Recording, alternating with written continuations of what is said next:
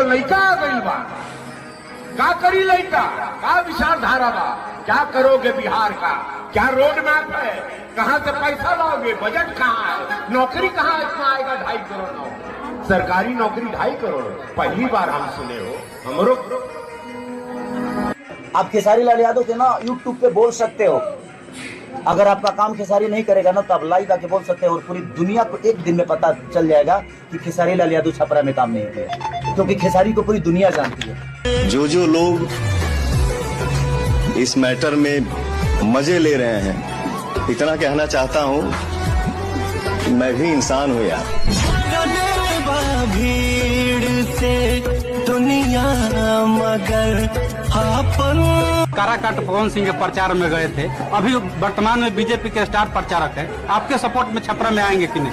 चलिए मेरे सपोर्ट में नहीं आएंगे तो मेरे विरोध में आ जाएंगे, क्या फर्क पड़ता है। सब पे भारी भैया खेसारी, सब पे भारी भैया खेसारी।